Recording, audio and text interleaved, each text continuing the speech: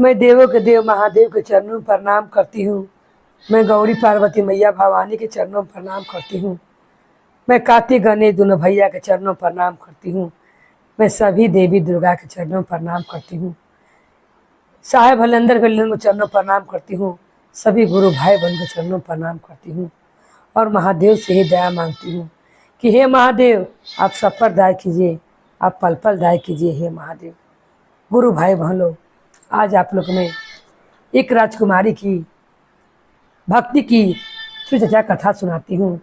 कैसे राजकुमारी अपने प्रभु पर कितना निष्ठा भाव से विश्वास करती थी और कैसे प्रभु उस राजकुमारी को हर संकट से, हर मुसीबत से दूर करते हैं। एक नगर में राजा रहते थे और वो राजा अपनी राजकुमारी से बहुत प्यार करते थे। उनकी विवाह के लेकर राजा के मन में हर समय यही चिंता लगी रहती थी कि मेरी राजकुमारी को जो भी चाहिए वो कौन ऐसा राजकुमार मिलेगा कि मेरी राजकुमारी को दिल ना दुखाएगा और सब दिन मेरी राजकुमारी को ध्यान रखेगा, उस पर अपनी प्रेम लुटाता रहेगा। मैं सबसे बात कर कर ही अपनी राजकुमारी को विवाह करूंगा। जो मेरी रानी को तनिक सा भी कोई दुख पहुंचाएगा, उसी दिन में उसका सिर को कलम करा दूंगा। वो जब देश देश से राजकुमार बुलाते और सबसे कहते कि मेरी राजकुमारी से जो भी विवाह करेगा, तनिक से के लिए भी मेरी रानी, मेरी राजकुमारी के मुख पर उदासी नहीं होना चाहिए, अंतु उसी दिन उसका सर को मैं कलम कर दूंगा। विवाह करने के लिए तो देश देश के राजकुमार आते हैं, मगर ये बात सुनकर कोई भी विवाह करने के लिए तैयार नहीं होता, क्योंकि एक जगह जब हड़िया रहता है तो ढूंढ मुनैबे करता है, यही सोचकर कि अगर मैं जरा सा भी राजकुमारी से कुछ ऊंच नीच हो गया तो अगर राजा साहब को बात को मालूम चला तो उसी दिन जिंदगी का आखिरी दिन होगा। इसी कारण कोई भी राजकुमारी से विवाह करने के लिए तैयार नहीं होता। मगर इस विषय में राजकुमारी को मालूम नहीं था कि मेरे पिताजी ने ऐसा शर्त रखा है। उसी दिन एक बुजुर्ग व्यक्ति आता है और आकर कहता है कि मैं आपकी राजकुमारी से विवाह करूंगा और मैं उसे कभी भी दुख नहीं दूंगा, कभी भी उसके चेहरे पर तनिक भी मैं उदासी नहीं आने दूंगा। राजा ये बात सुनकर प्रसन्न होता है, मगर वो कहता है कि तुम एक बुजुर्ग व्यक्ति हो और तुम्हारे पास इतने बड़े बड़े दाढ़ी है, मैं अपनी पुत्री के तुमसे विवाह नहीं करूंगा। और तुम्हारी हिम्मत कैसे हुई कि तुमने मेरी पुत्री से विवाह करना चाहा, और तुम्हारे मन में विचार भी कैसे आया। ऐसा कहकर राजा तुरंत उस व्यक्ति को फांसी की सजा देती है, सुनाते हैं। उतने में राजकुमारी को मालूम चलता है कि एक गरीब फकीर को उनके पिताजी फांसी लगवा रहे हैं। वो और कोई नहीं, वो फकीर जो था वो तो भगवान की इच्छा से उनके पास आया हुआ था। तब राजकुमारी कहती है कि हे पिताजी, आपने जो शर्त रखा वो शर्त को मान लिए, और मानकर आप उन्हें दाढ़ी बड़े बड़े मत देखिए और फकीर मत समझिए और उन्हें भिखमंगा नहीं समझिए। आप जो चाहते थे कि मुझे जीवन में ऐसा कौन खुश रखता था, ऐसा रख सकता है। कोई ने बात को नहीं माना, मगर इस फकीर ने आपको बात को माना है, फिर क्यों इन्हें आप फांसी की सजा लगा दे रहे हैं। मैं इन्हीं से विवाह करूंगी और नहीं तो मैं कभी जिंदगी में विवाह नहीं करूंगी। राजा ये बात सुनकर अचंभो करने लगता है और अपनी बेटी को उसी फकीर से विवाह करता है। जब विवाह कर कर फकीर उस राजकुमारी को लेकर आता है, तब कहता है कि ये बताइए कि मेरे पास ना घर है न द्वार है, आपने कैसे मुझसे विवाह करने के लिए तैयार हो गए, बताइए। तब वो कहती है कि मुझे आप में ही अच्छा लगा कि आपने अपने ज़िंदगी के बारे में नहीं सोचा। जितने राजकुमार आए सबने सोचा कि जिस दिन मुझको दुख पहुंचा देंगे उस दिन उनका जीवन का आखिरी दिन होगा, मगर आप भी मेरे जैसा लगता है कि महादेव के सच्चे भक्त हैं। आपने अपने जीवन के बारे में नहीं सोचा और मुझसे विवाह करना चाहा। अरे फकीर ही तो है तो क्या हुआ, मगर आप एक सच्चे दिल के आदमी लगते हैं, और अब जहाँ रखिएगा मैं वहीं रहूँगी और मैं आप जो खिलाइएगा मैं वही खाऊंगी।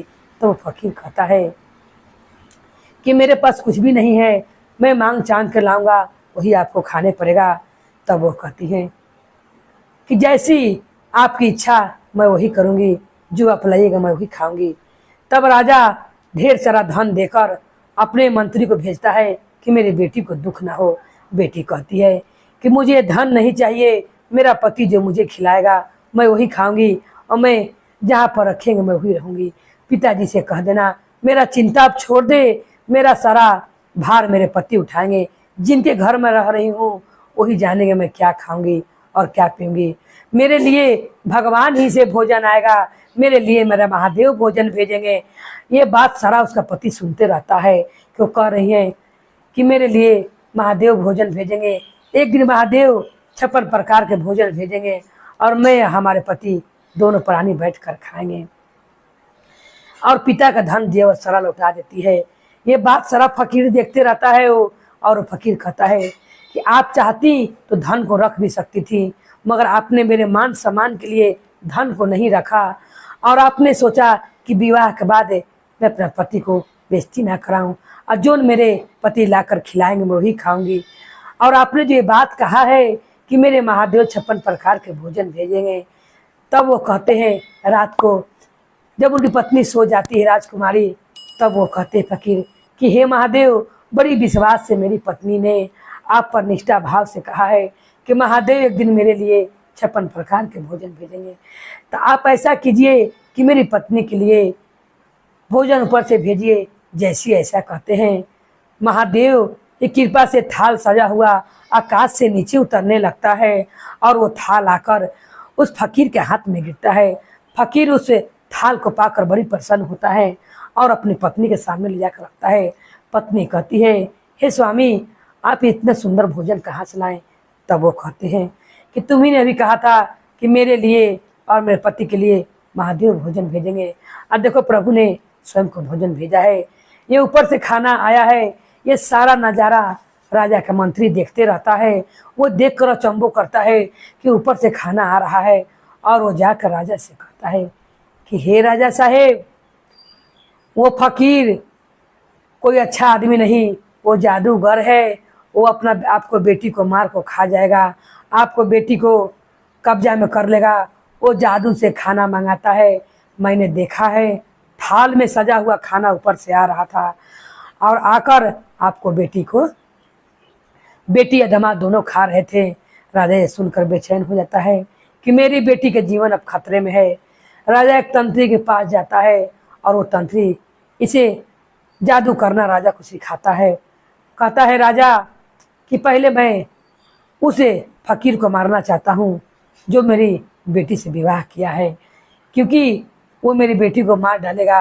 वो आकाश से खाना मंगाता है। तो तांत्रिक सिखाता है राजा को कि मैं जैसा कहता हूँ तुम वैसा करना और मेरे बाण को उल्टा नहीं करना। अगर तुम्हें जो मैं बोलता हूँ बोलने के लिए अगर तुम वो नहीं बोलोगे और दूसरा कुछ बोलोगे तो तुम स्वयं को पागल हो जाओगे।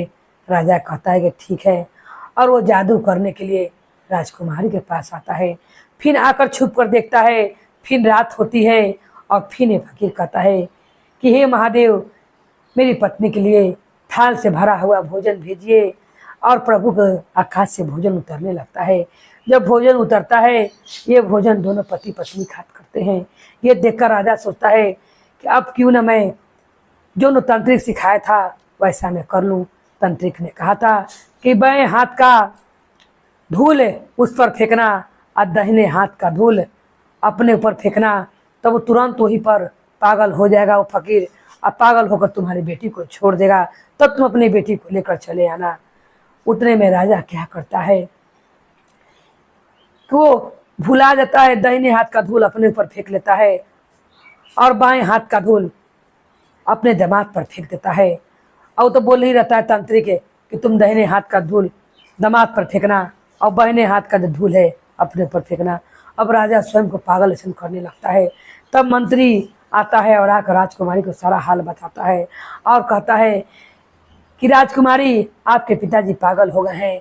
राजकुमारी दुखी बात को सुनकर अपने नैहर को जाती है और अपने पिता को विवाह इस हालत में देखकर कहती है कि आपने ऐसा क्या किया कि आपको ऐसी दशा हो गई। सारा हाल मंत्री बताता है और कहता है कि आपके पति को मारने के लिए, पागल करने के लिए महाराज स्वयं तंत्र सीख कर गए थे। जो तांत्रिक ने बताया था दाहिना हाथ वाला अपने पति पर फेंकने के लिए, बायां वाला अपने पर, ये उल्टा कर दिए हैं आपके पति पर फेंकने वाला अपने पर फेंक लिए, अपने पर फेंकने वाला आपका पति पर फेंक लिए हैं।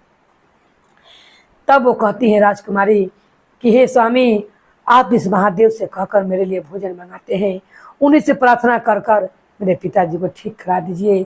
तब वो कहते हैं, तांत्रिक जो रहता है, जो वो जिनका पति रहता है, फकीर कहता है कि मैं ऐसा जरूर करूँगा।